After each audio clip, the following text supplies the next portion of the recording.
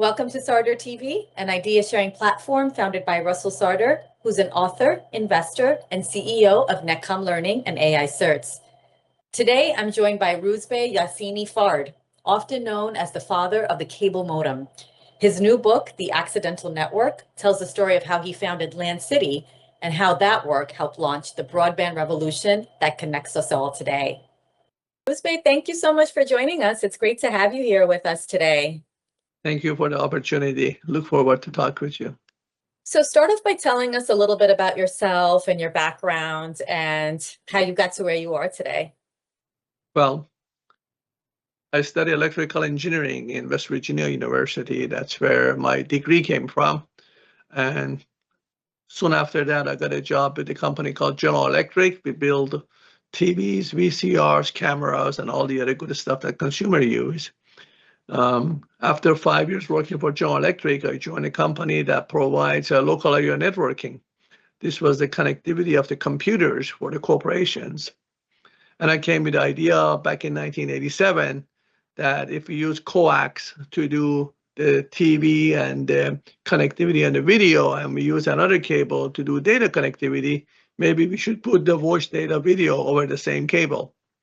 And that led me to the idea of creation of what we call a cable modem today that intended to create what we call all the broadband services you see around. As a result, we started this company called LANcity, which stood for Local Area Network over City. And it took about 9 years to take the technology, practical, functional, and from $18,000 unit to $299. And we were able to turn that to what we call a basic standardizations called through the cable industry called DOCSIS. And that was accomplished by 1999. And after that is really the history. The broadband services have proven to be instrumental for the global connectivity. And as we saw during the COVID area, without the broadband, hardly anybody could connect from telehealth to education to the local government and so on and so forth. So my background really led me from the education I had in university to creation of cable modems and broadband services and deployment of that technology worldwide. Yeah. That's a short and sweet about me. Yeah. And, you're often called the father of modern cable and the cable modem. It's a title that ties you back to the work you did with your team, right? Back in the late 1980s. Correct. And when you hear that phrase today, what does it mean to you personally? Well, I consider myself more as a Jewish mother than a father of the cable modem, because for 9 years when we started this technology, nobody believed, A, you could put high-speed data over cable infrastructure. B, nobody wanted to fund it. No venture capitalists, no cable operators, no investor wanted to invest money into that one. And number three, nobody thought the technology is available to actually accomplish that. So you really had to work very hard to bring all these things together and self-fund the company to make sure we can provide this type of technology and this type of services. So it's an honor to be called the father of cable modem. But in fact, I was a Jewish mother to holding the technology, making sure it mature, making sure it works all across the variety of different cable infrastructures and be able to provide the type of reliable services that people are depending on it today. As such, the title doesn't get to my head as much as the productivity of the technology we created and the evolution we brought. Because if you look at our friend in Silicon Valley or around the world, all the services, there's about 230 million people on Netflix. How is that happening? That's all happening over broadband services.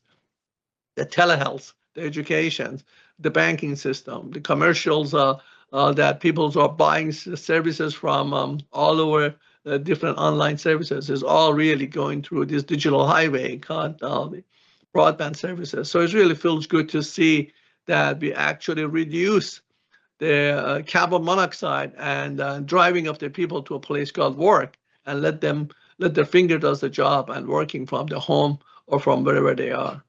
Yeah. And it really is amazing that, this small Massachusetts company you founded back in the 80s created the world's first residential cable modem. When you first launched the company, what problem were you trying to solve? Yeah, the fundamental issue was that at the time in the late 87, 88 timeframe, we didn't have the siliconization that is available today. You still had to work with the discrete components. Secondly, we didn't have the mathematics and the physics that we wanted to accomplish through the technology out there. So first, we had to make the technology to work, but without funding, that was difficult. Secondly, you had to find operators and a cable system that you can test the product to make sure the product can work and the scales. Thirdly, you had to make sure to provide some of the standardization because as a small company, we couldn't invent everything. So we adopted two standards, one Ethernet on one side and a 6 megahertz cable TV on the other side. But adopting those standards, we made the job a lot easier and simpler to solve. So our job was to bring all that together upon a corporate support called Company Digital Equipment Corporation, DEC, which they were very kind to us to help us and assist us to get the technology brought to the next level. And then we worked with the public and the private government bases, schools, hospitals, and some of the military bases because they already had cable plant and they were more advanced than a standard cable industry. So they allowed us to test the product and we were able to scale it. By early 1990, we had about 5,000 people operational. And that really helped and assist us to build a scalable technology that even as of today, it works. Remember, we started at 10 megabits connectivity, and now the technology can actually get to 10 gigabits and using standard technology that we had created and the platform without really too much changes. Did you have any idea that your work would lead to a global broadband transformation? Excellent question. I love the way you put it. As an entrepreneur, you normally don't look at it that way. As an entrepreneur, you are focused, laser focused to solve a problem. And I had 500 of those problems in front of me between 1987 to 1996. So as we peel the onion and solve the problem one at a time and make the product more mature and so on and so forth, it really shows how the corporate America that was connected and that you could actually bring the same network over entire city. And the potential was back around 1993 when we put the first streaming video over high-speed data over cable. And everybody was asking, why do you want to do that? We actually did that for testing the quality of the product. So no, I had no crystal ball to say it will be this big, but we knew one thing. If the people drive to go to corporate America, sit on the computers and work and get their job done, we could do the same thing scalable around any city, any village around the globe and make that happen.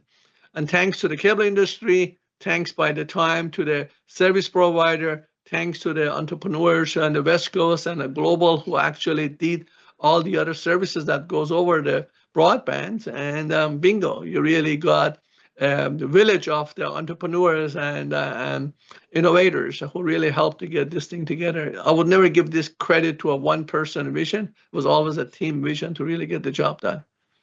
Yeah. And your new book, The Accidental Network, tells the story of how your company LANcity really sparked the broadband revolution. What inspired you to tell the story now, more than 3 decades later? So you're full of a great question. That's actually inspiring to really, for the first time, write your story because I think that broadband is the best kept secret in our industry, number one. Number two, it was an innovation that done by the people, for the people, with the people. And this story didn't start from Wall Street. This story didn't start from some billionaires who throw money at solving. This started with the community of the technology people that wanted to really solve the fundamental issues of the law of physics and law of mathematics. And we were able to do that because it was untold story, because it was the best kept secret. A colleague of mine who is helped me to write the books, Stuart Shelley, is pushed me all the way to the early 2022 that says, this story really need to be inked because it's so unique. And while I originally didn't think that much about the story, but as 3 years took to write the books and publish the book, I really feel strongly that this is a good story for every entrepreneur to know that You can always start at ground zero and build something this big. It's good for the community because you can actually save the planet Earth by using less oil and less gas and burning it in the cars. And then it's good for the business. Look at how many software-based businesses running. Everybody talks about AI today, right and left. Well, this AI would have never really truly worked if you didn't have a broadband and connect all these data centers together, all the people to it to train the AI model to come to where it is.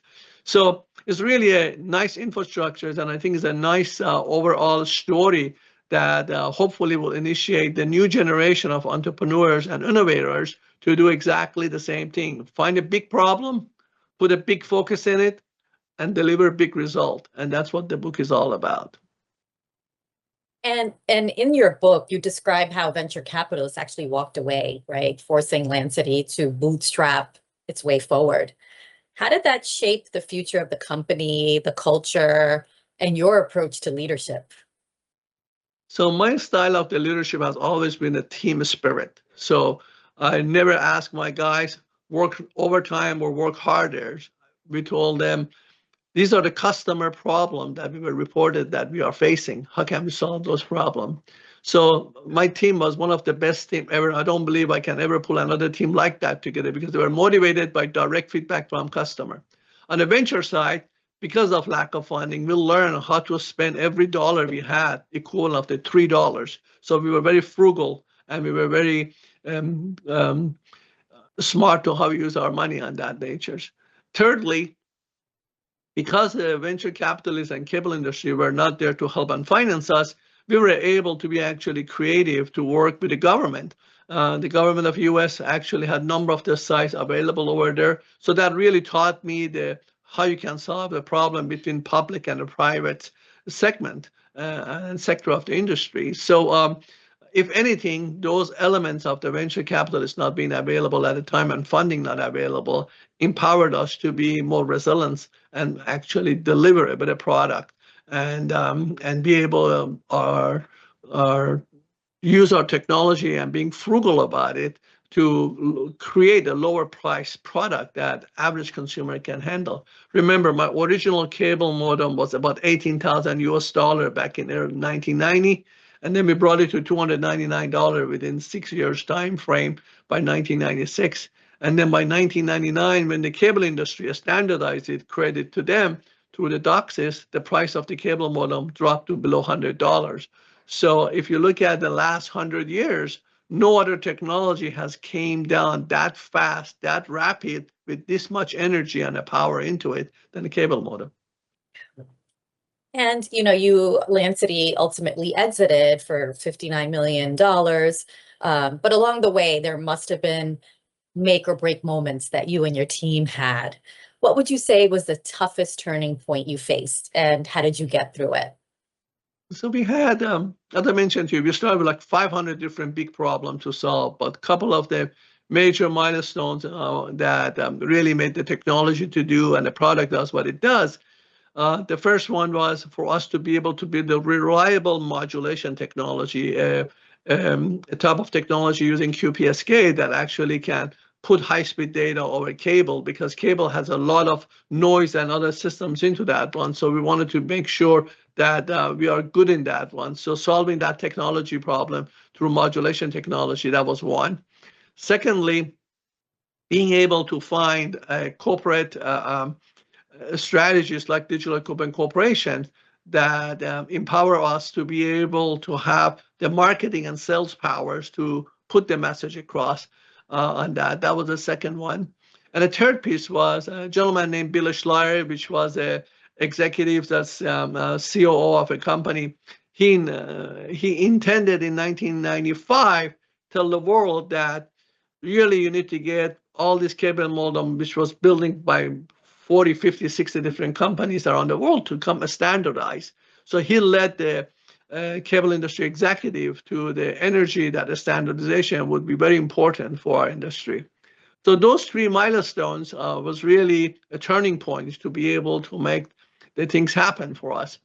But above and beyond all that was really how my team believed that by solving this technology problem and the financial problem that we were facing, we were actually creating something that industry was loving it. We always refer to it as a puppy, our cable modem. Why is that? We go to the schools or hospitals or a military site, we leave them with the combat cable modems, just like you leave the people with the puppies, and then 4 weeks later try to go collect the puppies back. Nobody give you the puppies, right? Everybody wanted to give them modem, everyone wanted to play. That energy gave us really tremendous feedback that what we were doing and what we were solving was very good. But there were the time that I was this close to Mr. Payroll. There was the time that we had the technical issue that everybody said, there's no way this guy can solve this problem. And we had a tomb come over our side that says, hey, this is the end of this technology. But we were able to overcome those only because the technology, mathematics, physics, and the hardworking people were behind us. And, many entrepreneurs struggle with timing, either being too early or too late with an idea. How did you know that the world was sort of ready for residential broadband, even when many didn't even understand it yet? Well, that's a tough question. No one had asked me that question before. So I really didn't have, as I said, a crystal ball to know the answer to that. But was something clear in my mind in 87. Does data over cable should work or not? And that was my only big principle. So of course, I love the data to work over cables, and I was focused on solving that. And I believe if I was cracking that the nuts, then everything else will fall into place by itself. The cable industry was moving at that time from analog to digital video. And really the next milestone would have been just like corporate America did, the digital data, but it wasn't really that clear for everyone. So my analogy was that data over cable is a fundamental need to be solved. So let's solve that. And because I was early, because it was hard to solve that problem, because from 87 to 96 took almost 9 years to solve entire fundamental of that and costing and modeling. So that gave us enough window that when 1994 World Wide Web became to be the first easy way for people to connect to internet, the next reality was walk away from dial-up with the AOL and bring the digital data into that one. And all this thing happened by itself because the momentum was being built by the AOL, Prodigy, and CompuServe at the time to connect the peoples over the phone line. And you just could not accomplish the level of the file transfers and data people wanted to do. And, the other remarkable decision, one of the many remarkable decisions you had, was contributing your media access control software royalty-free to the industry. What drove that choice? And now, how do you reflect on the impact it had on broadband's global growth? I'm so happy we did that. So my competitors, I was a small startup company. Who were my competitors? My competitors were Intel, HP, Motorola, General Instruments, all the big, huge companies in the global Fortune 500 were trying to get to this industry. The only way to make my technology that was proven to work, was scalable, was to be able to make it a mass market. I knew by providing my technology free of royalties, movement get initiative happens. And by de facto standard, we could capture the entire market share. And whoever had the product, whoever let the product does the talking would win the game. So we gambles in that philosophy that by keeping the Mac to ourselves, we're really going to not create a market, but by giving it away, we will create a global market. And it worked very well. In fact, when cable industry started standardization, there were 4 companies, which all of us received an Emmy Award finally in 2024 for creation of the technology. Broadcom, 3Com, General Instruments, and us were the companies who all dedicated a piece of their technology to the industry standardization, which called DOCSIS, data over cable system, and that created in this format. So that was a really excellent move, and I'm still proud of it because we created a global market and because we created scalable and technology that any cable industry providers and any cable modem could work together. So that was the best thing we could have done. And John Chambers, the longtime CEO of Cisco, wrote the foreword to your book. Tell us a little bit about what role relationships and collaboration with other leaders played in bringing broadband to scale. Yeah. This was a big village work. As I said to you earlier, so that I had an excellent relationship with the CEOs and CTOs of the cable industry, the technologies such as Cisco's and Juniper's and a number of other companies in the middle, as well as the government bases.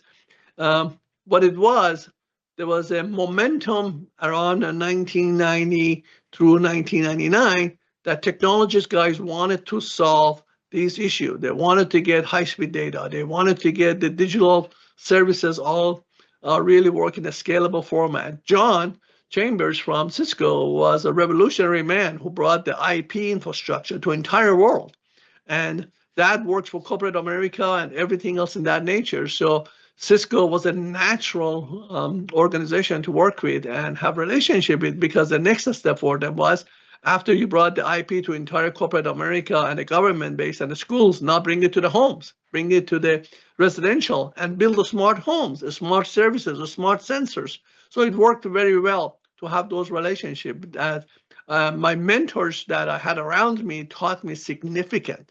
Those executives in the industries, both on the vendor side and the cable industry side, were tremendous for me to be able to who I am now, because of learning from them and watching them, and be able to really give. There's a gentleman named Bob Myron that owns the number of the cable industry, working through Time Warners and Advance House, and such a ethical person, hardworking person, energetic persons that I learned a lot from, to how to operate and how to run my operation. There were many leaders like him around that enable and empower me. As an entrepreneur, you kind of have a feeling, oh, I can do everything in my capability because I'm the most powerful. That's the energy I see in the entrepreneur today. And I say that's fine. But 30 years ago, we really relied on expertise and experience of some of the elder, and I wish some of that come back, to be frank with you. And I wish some of that ethics get back to some of the entrepreneur as well, especially in the world of AI that we are going across. We are lucky to be the time frame that we were and have those mentors around us. And I hope the new generation of entrepreneurs and innovators can find the equivalent of those, what I call the white hair experience around, and learn from them. Certainly. And, you already mentioned things like remote work and telehealth, digital education. They all trace part of their success back to broadband infrastructure. Which of these areas do you think has been most profoundly transformed? I would say hands down telehealth. The medical and system was so far behind that they would not embrace this technology. And in this case, you can really look at COVID as a motivator. If we didn't have a COVID, the medical system, the telehealth system, then doctors would have never adopted with the scale. I would say the COVID pushed the telehealth by 15 years ahead to use this technology. And I can share with you that the technology that now we have available for the first time can allow elderly people to stay at home with the loved one and be monitored and be able to be watched with a lot of the parameters in their bodies and the health system to the doctors that has never been possible before. And this is actually great, because instead of leaving the elders in a nursing home far away from the loved one, far away from their parents, for children to really be able to entertain the quality of life for them, now they actually, through broadband services, they can have this type of knowledge. I just saw about a month ago a company called Crestron that does home automations and the curtains and things like that. They just introduced actually their home health services as well, because now they see the personalized health is just as important. as personalized entertainment. In fact, personalized health really has a direct impact in our quality of life, where the personal entertainment might have a reverse impact to our life cycle. So it's glad to see the telehealth has taken the energy. The second thing in that one, I would say, the way that people run their relationship with the government. If you really look at it, you wanted to build a house today, you had to go to the town hall, and it will take you a week or two with a bunch of paperwork to get a permit to build a house. Everything now is really done through the digital pipeline. And don't even talk about education, which was very strong. But I have to tell you a story if you like to hear a story. The first installation we wanted to do was Indianapolis School District back in 1988. And the teacher was said, "Oh, I don't want your cable modem in my building. You're going to eliminate my job." I said, "No, we're not going to eliminate your job. We're going to enhance your job." But then we find the janitor. The janitor said, "I have a problem." I said, "What's your problem?" I said, "I have to get up at 3 a.m. and between 3 a.m. to 6 a.m. to go to 50 different schools, turn the air conditioning on, or in the winter, turn the heat on. Can I use your modem to turn these units on and off?" We said, "Sure, of course." So we actually use, instead of connecting the teachers and the student, we connect the janitors to this air conditioning and heating system that he doesn't have to travel. Then was a day in the summer when I received a call from the principal of the school that said, "Oh, we are late to provide our reports to the capital of our state for the deadline that we have. Can I use your modem to send the data?" I said, "Yeah, that's what the modem was designed originally, to send data on a file transfer." So he was shocked to see, quote unquote, that actually he could, instead of driving 300 miles, he could actually send the data and get there in 3 seconds. And that is story always in my mind in that nature. And there's a similar story in MIT when we went to a professor. We were trying to show how fast the 10 megabits is versus the dial-up. He said, "Well, I'm going to go take a shower and come back to see if this file transfer is done." As soon as he got up from his chair, he noticed that file has already been transferred. And he said, "Well, of course, that's not true. You guys did something different in here." But those are stories in late 89s and early 1990 is really a good reminders.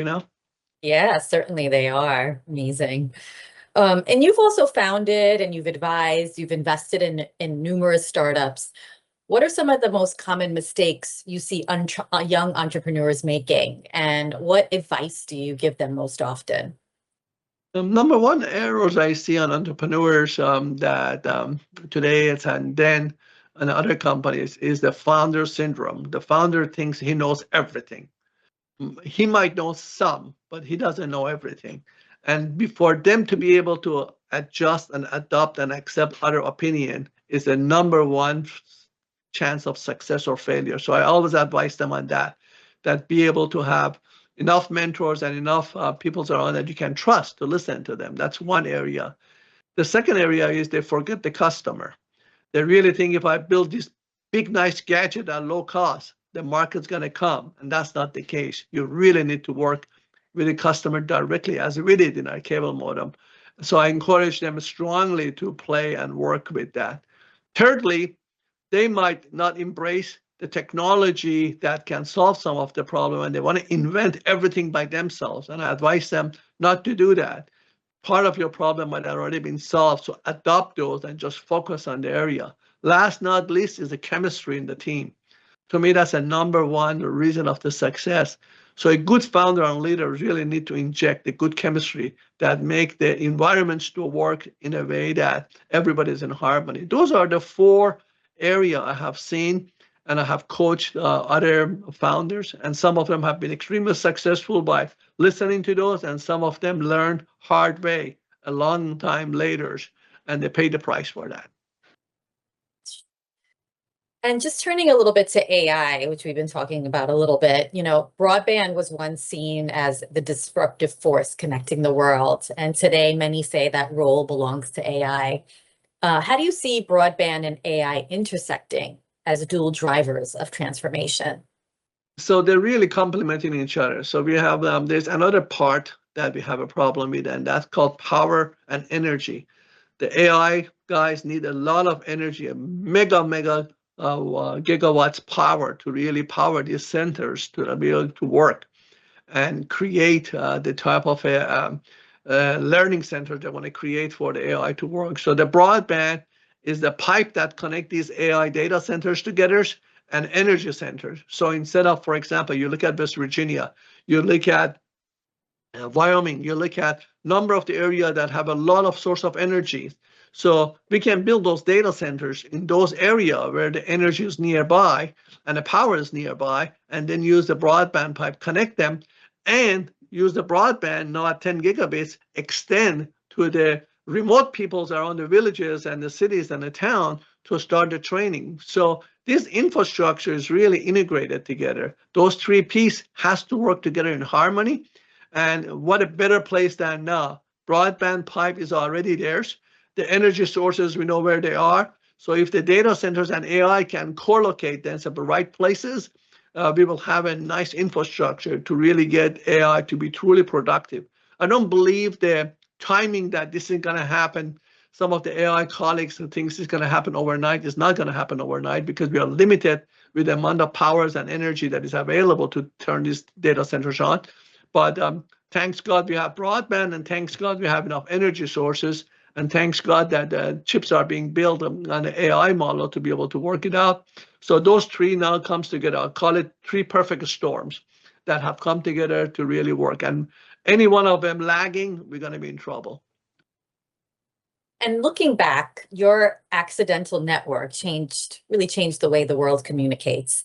If you were launching LANcity today in the era of AI and cloud computing, what kind of accidental network do you think you'd be building? We got planet Earth is the only place in the universe that we know we can live, we can have a quality of life, and 8 billion people are every day get up and do all their good stuff.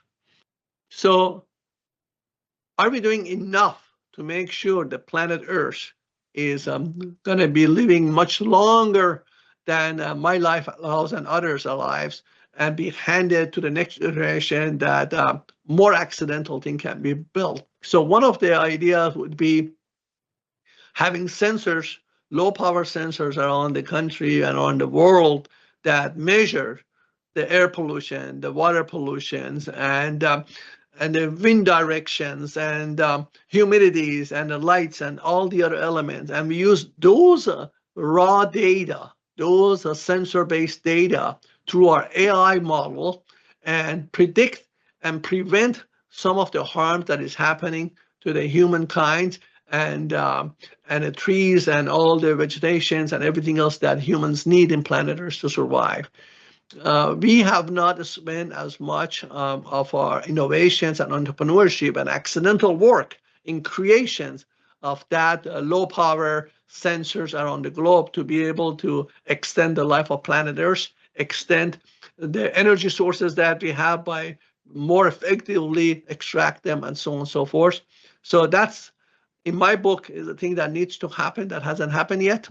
And hopefully an entrepreneur somewhere who listen to your video will take that initiative and thinking about solving that problem globally in order to extend the life of planet Earth for next generation and our children to come. And finally, looking ahead, what do you hope readers, especially the next generation of innovators, take away from the accidental network? My hope was, when I started writing this book with Stuart, that some of our entrepreneurs in the future start thinking about big problems, not necessarily how I can make more money or how can I have more zeros in my bank account. How can I solve the big problems? We solved the big problem with a small team of the 13 people in LANcity and had a global impact. My hope is that people who read the books learn how they can solve big problems with the energy and the passion and with the knowledge, with a small group of the people, not focused necessarily on the financial benefit they get, but in the human benefit and the society benefit that brings in, which ultimately will transfer to some wealth for them, but put the solving a big problem in front of the financial benefit and the financial success that unfortunately Wall Street Journal, Wall Street and rest of the world wants us to be measured against. And if that takes away happen to one more entrepreneur, then I've done a good job in the book. And that was my hope, that I'll be able to transfer that type of energy to the next level of entrepreneurs. Well, Rouzbeh, thank you so much for joining us today. All your insights, good luck on your book, and we hope that you'll come back and talk to us again soon. Absolutely, and thank you so much. I have a number of the podcasts, and I have to let you know, you asked some of the most idealistic and pointed question, and for that, I thank you. It was very nice to get to know you. Take care. Same here. Thank you so much. My pleasure. And we'll see you next time on Starter TV.